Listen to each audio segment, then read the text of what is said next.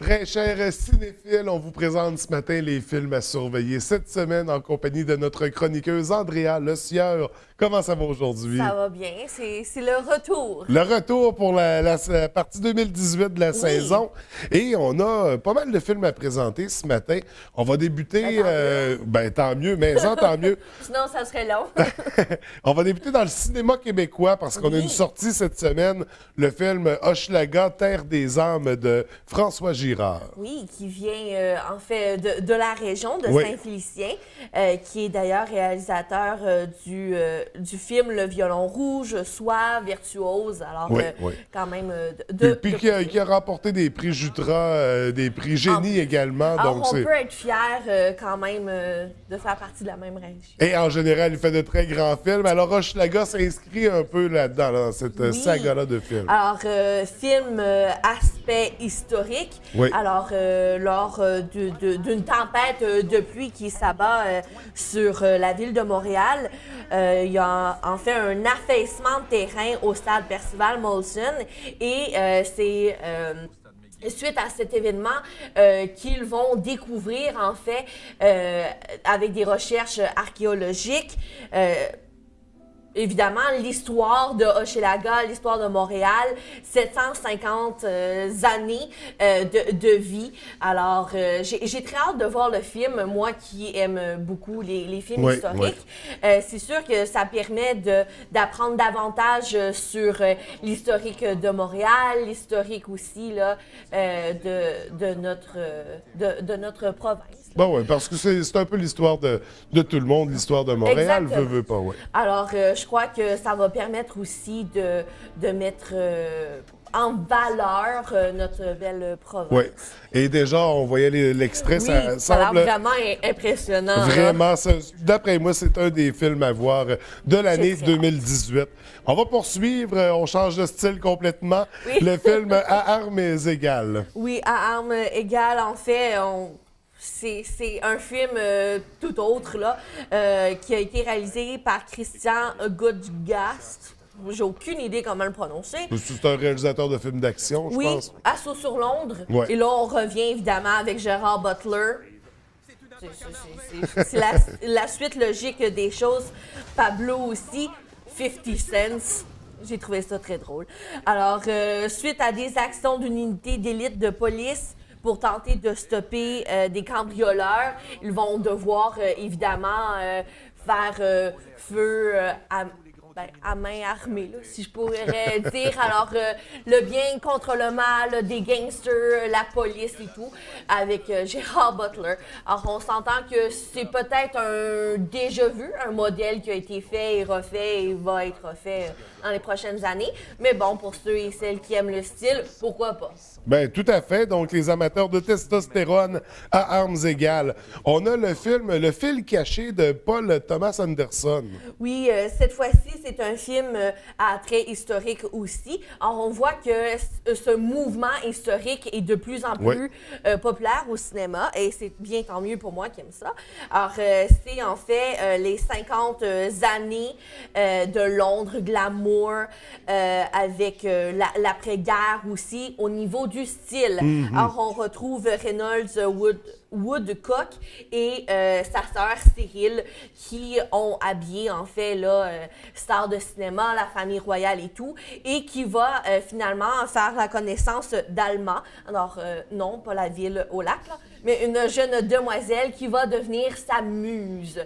Alors c'est un film à la fois très glamour et très dramatique. Alors on va voir autant de très beaux tissus que de belles larmes. Oui. Donc, le réalisateur Anderson qui avait livré Magnolia et qu'on sait qu'il est très fort sur les le plans genre. séquences, oui.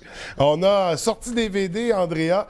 On va retomber un peu dans le concept québécois parce qu'on va présenter, c'est le film d'un réalisateur québécois qui reprenait Blade Runner, la suite. Donc, Blade Runner 2049. Qu'on n'a 2049. pas 2049, qu'on n'a pas beaucoup entendu nécessairement parler. Je ne sais pas si c'est parce qu'il n'a pas été apprécié ou peu importe. C'est pourtant Denis Villeneuve Oui, qui nous avait exactement. livré L'Arrivée l'an dernier, qui avait été un succès au cinéma. Vraiment.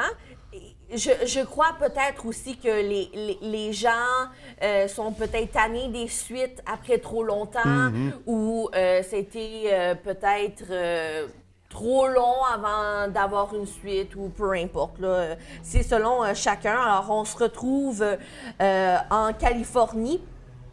2049. La planète se relève péniblement d'une crise de 2022 et là, il va devoir, en fait, là, c'est de la science-fiction, on s'entend. Alors, il va avoir évidemment un côté bon, un côté mauvais, retrouver l'équilibre de la Terre aussi. On ne souhaite pas l'avenir à notre planète comme cela.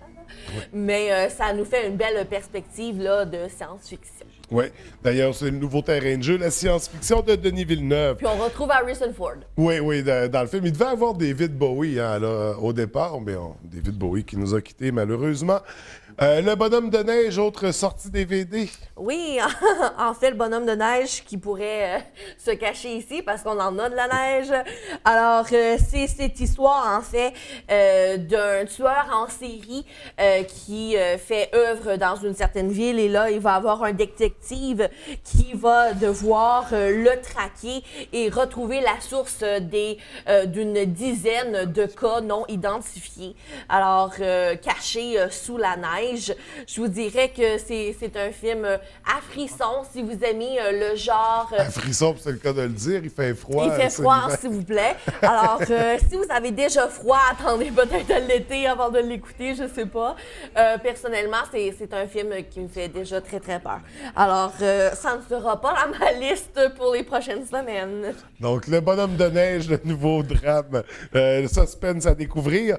Et on va y aller en terminant... on n'est pas dans les sorties, mais tu voulais nous parler de Star Wars. Oui, en fait, j'ai quitté quelques semaines pour prendre des vacances, entre guillemets, parce que tout le monde sait que Noël, c'est pas une période de tout repos.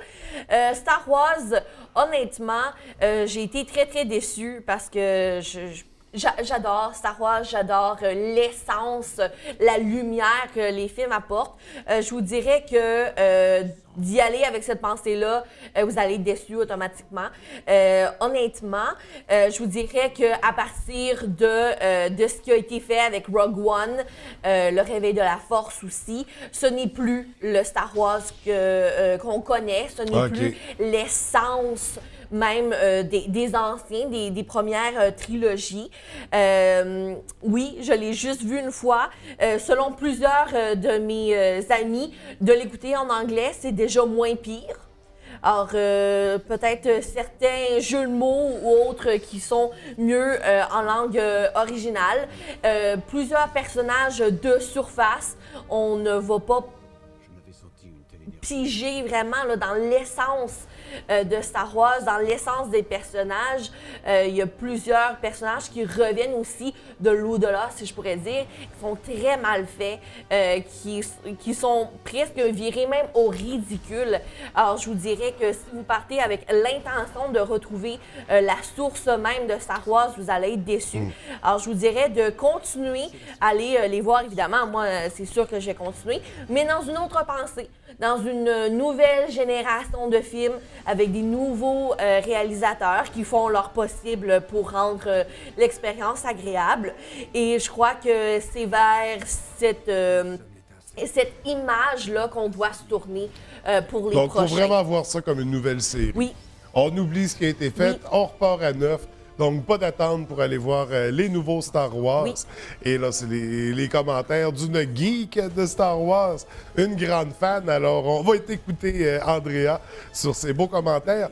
C'est sur ça qu'on va terminer la chronique. Merci beaucoup. On se retrouve parce qu'à partir de maintenant, on va se revoir à tous les jeudis plutôt que les mardis. Faut pas que j'arrive le mardi matin. Là. Non, je te dis à jeudi prochain, Andrea. À jeudi. Merci.